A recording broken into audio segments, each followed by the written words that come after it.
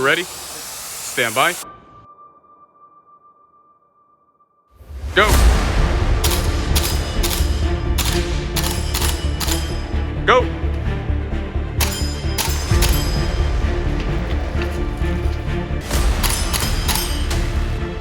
Go.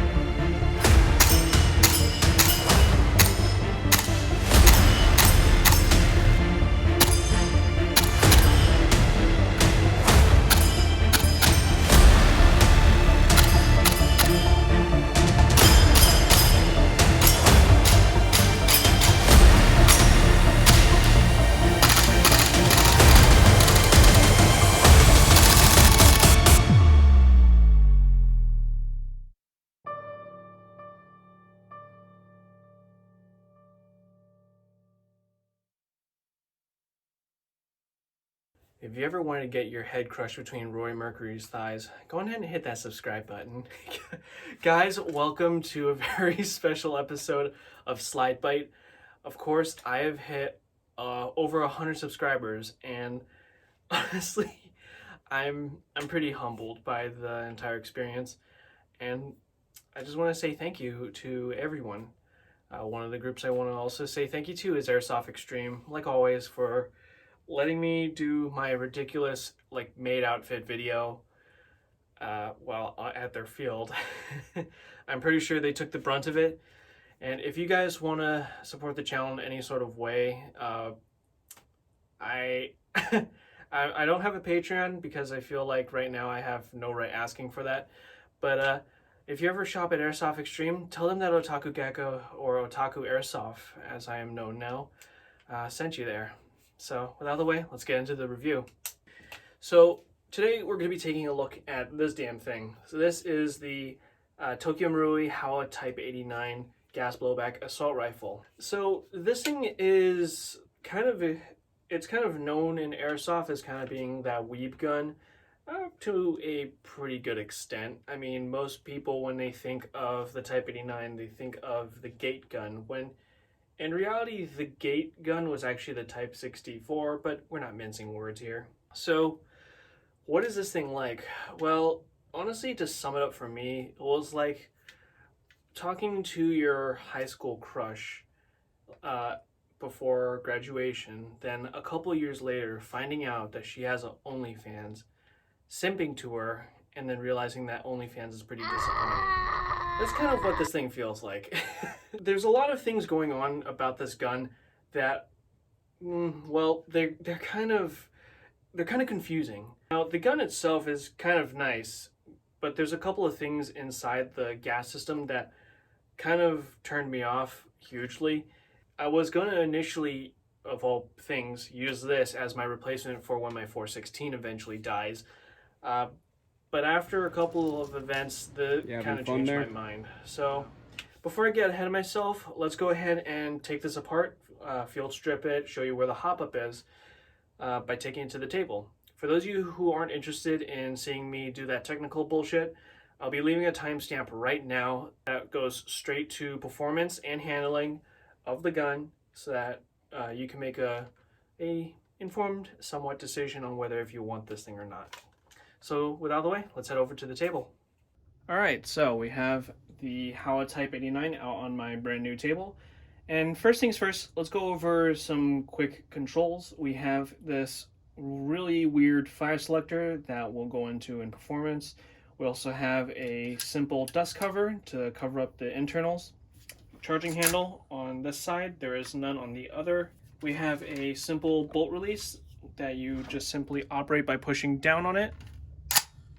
We also have a simple AR style of box magazine and magazine button. So, because this is a paratrooper version, has the folding stock. So to operate the stock, you just simply push on this button like so, and move it off to the left side. There is no physical catch holding this in. This is held in by spring power. So another thing is all Type 89s also come with this bipod, which nicely folds away like so, with the little feet resting in a cutout on the bottom of the handguard. And when need be, they deploy quite nicely. and the barrel does swivel on that pivot. Be aware that the paint underneath here is going to be the first to go away, so just a heads up. In terms of markings, there isn't really that much. What you see in the advertisements is what you get. There's no Hawa or anything like that. So with out of the way, let's go ahead and show you where the hop-up is. So to get to the hop-up, first things first is we're going to remove the bipod. Removing the bipod is pretty easy. You just simply flip up on this little lever and push on both bipods, like so. It's pretty easy. And fold it off to the side and store when needed. So from here, we need to take the handguard off. Taking the handguard off is as easy as pushing this pin right here, pulling it out all the way.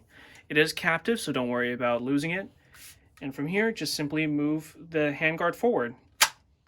And from here, you can just simply let it fall into your hand. It's pretty easy, pretty simple. And you can access your hop-up right there. That's your hop-up, pretty simple.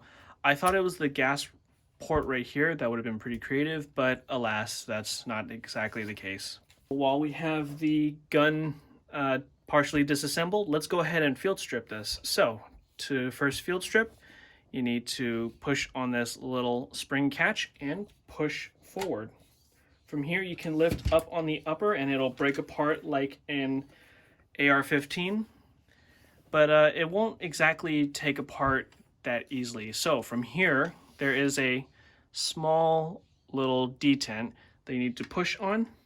And be careful to hold on to this, because if you don't hold on to this, this is going to go flying.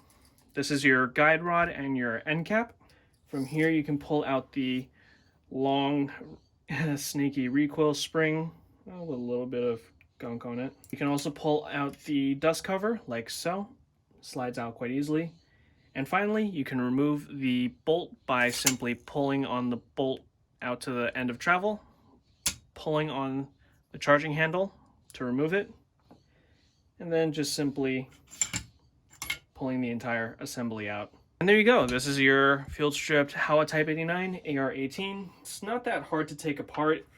I saw a couple of videos where people do complete field strips and they're sort of lost. Field stripping is not that hard. It's pretty easy. There's only like 6 components, 2 of which you are pretty small, so you got to keep an eye on, but everything else is pretty simple. So before I put this back together, I just want to point out something with the bolt carrier group. First thing you'll notice is that it's this 2 different colors of silver. Well, that's because this part is actually not a solid piece. This is a secondary piece. It's a sort of collar, like a decorative piece to imitate a locking lug, like on an AR-18 bolt.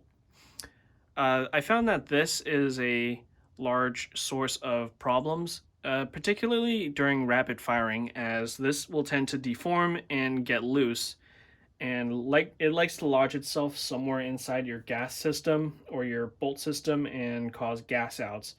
So if you're going to use this in a skirmishing role, I would recommend taking off this collar and just letting this loading nozzle run on its own. And that's pretty much it. I'm going to go ahead and put this back together, and I'll see you guys in performance and handling. So I'll see you there.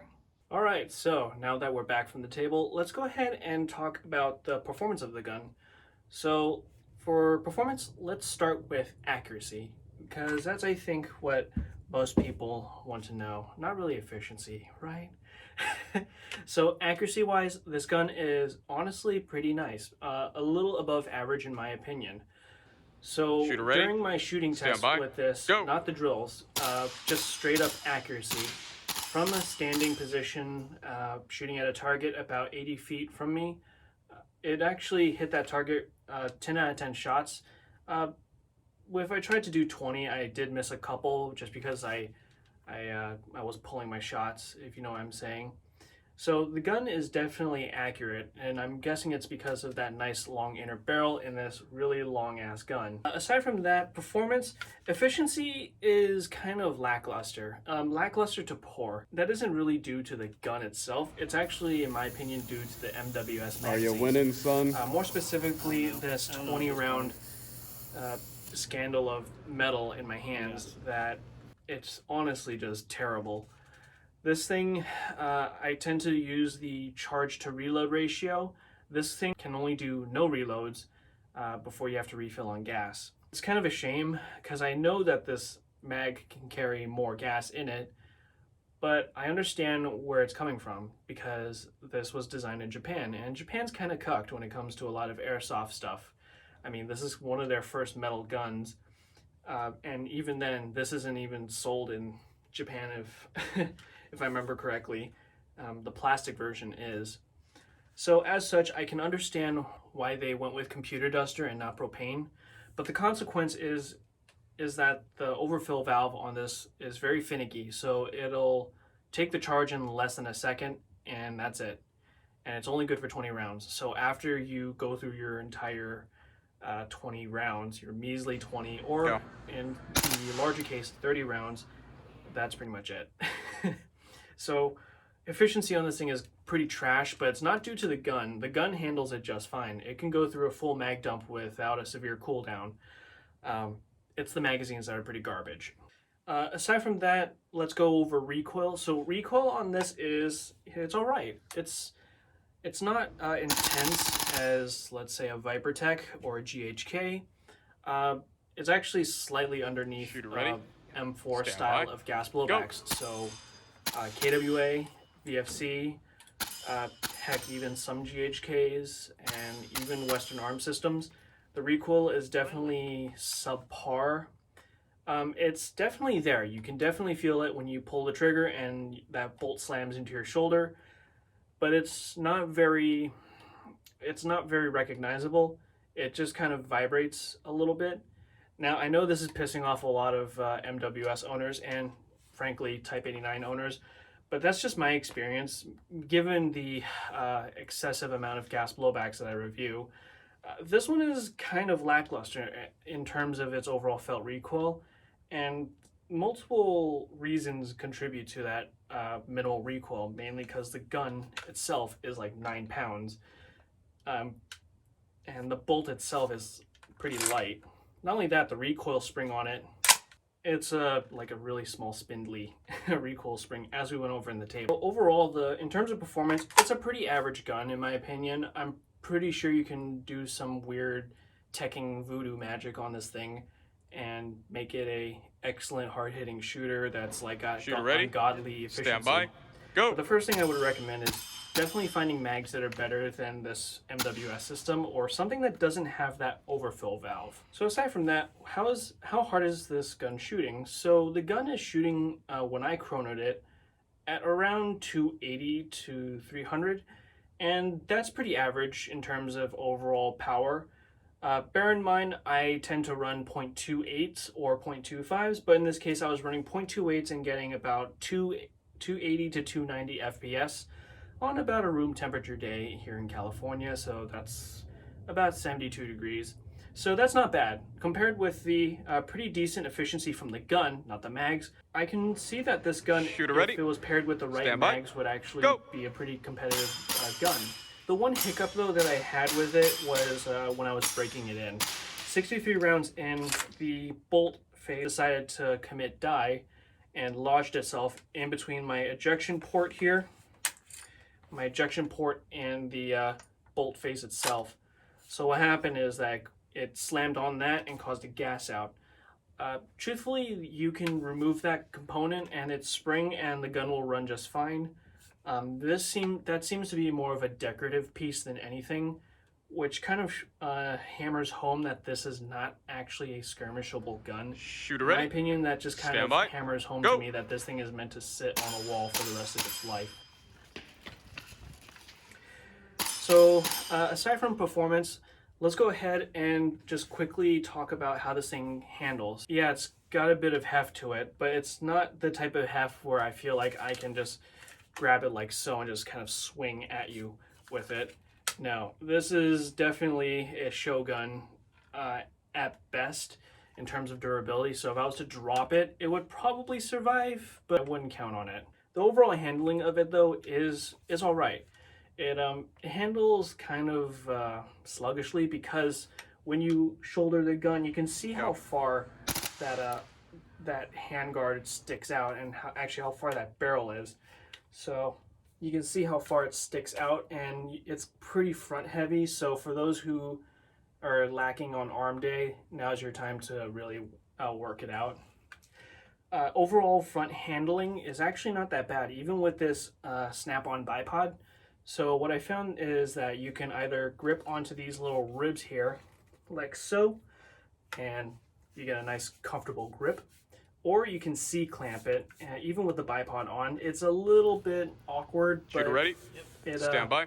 It Go. does provide a nice C-clamp even without the bipod. While you're C-clamping, what you'll notice is that when you're looking through the aperture sight, through your front sight blade, your thumb is going to appear in the sight picture. However, it never goes above that front post. Moving to the main part of the gun, this is where I have a couple of gripes. So to start, let's go with the fire selector. On this gun, I don't know what the Japanese were thinking, but this is not semi-auto. You would think on most traditional guns, the first rule of thumb after safety is semi, then auto.